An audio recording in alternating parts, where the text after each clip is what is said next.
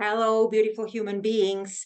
Today, I want to follow up on the video from last week. Last week, I explained what an imposter syndrome is. So if you have not seen the video and you are interested in the topic of imposter syndrome, you can go back on my LinkedIn or YouTube or Facebook or whatever is your preferred platform. And today, I want to talk to you about where to start with healing your imposter syndrome. Like, what's the first step? And before I go there, a couple of side notes. So one, you hear me using the word healing your imposter syndrome. And yes, that's correct. I'm using this intentionally on purpose. Imposter syndrome is an internal wound, or several of them, that needs healing. It's not something that you just want to put a plaster on and quickly move on. So the word healing is used intentionally. And number two, as we speak about healing takes time. So please do not expect that you're going to be sorted in a week or two when you start doing the process of healing your imposter syndrome. As I say, it's a process and it has several stages. And if you go through the stages, if you really do the work like my clients do, like I did and continue doing, you will walk out on the other side of your imposter syndrome, but you do need to be patient because it does take time. And with that, let's have a look at addressing that first step on the journey of healing your imposter syndrome. Very, very, very first step is self-awareness. And many of us think that we are really self-aware. We often believe that we are really self-aware and that we know ourselves. However, reality is that very often we actually don't know ourselves very well at all. And when I talk about self-awareness, I'm talking about the deep understanding of our patterns, of our reactions and why we react certain way, thought processes, and why do we think certain way, our emotions, and all that jazz. Because 95% of how we behave, how we show up in the world, how we think, how we feel, and so on and so forth, is run by our subconscious mind. And because 95% of our patterns and everything is run by our subconscious mind, it means that actually we do not run our own life consciously. It is being done for us by the programs that are in our subconscious mind, and we simply follow those programs without questioning them. Just like when I started my own journey of healing of my imposter syndrome many years back, I thought I was super self-aware, but little did I know what I was going to uncover and what I was going to learn about myself. So today I'm going to give you homework to start with discovering and uncovering a little bit more about yourself. And I'm going to give you two pieces of homework. So piece number one is observe what is going on in your head. What is the conversation you're having with yourself? How do you talk to yourself? Are you being self-critical? Are you being self-judgmental? Are you being supportive towards yourself? Do you blame yourself? Do you shame yourself?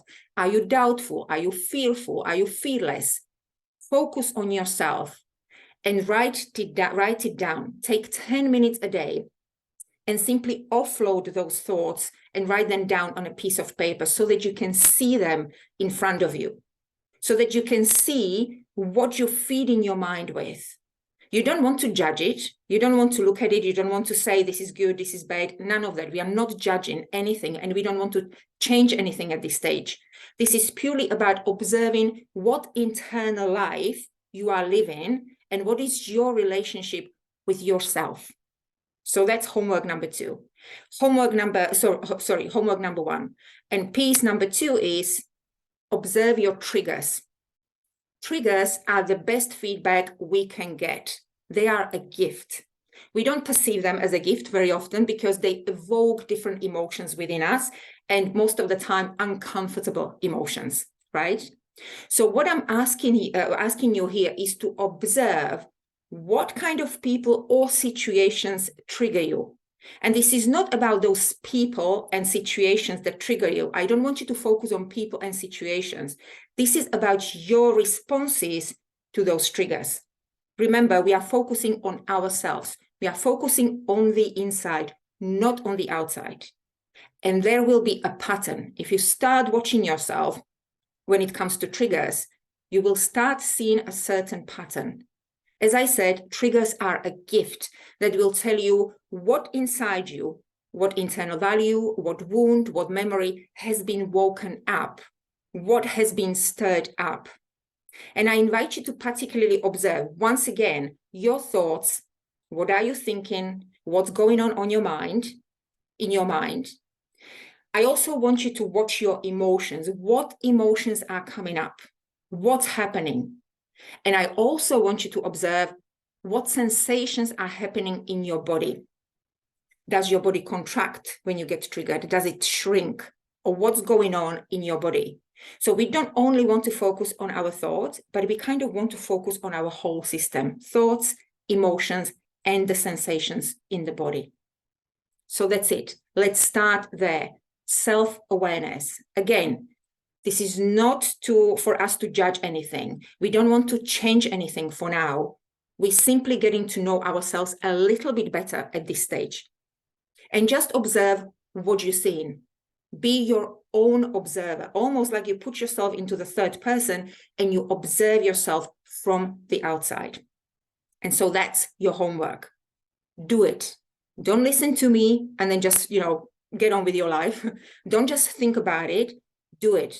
From now on, start observing your thoughts and start observing your triggers. And reach out if you want to talk about your individual situation, because you know that I offer 90-minute free session so that we can have a look at your life and what's coming up for you. So reach out, connect, and let's have a conversation. And for the rest of us, we will reconnect again next week. Don't forget to do your homework, and I'm sending loads and loads of love.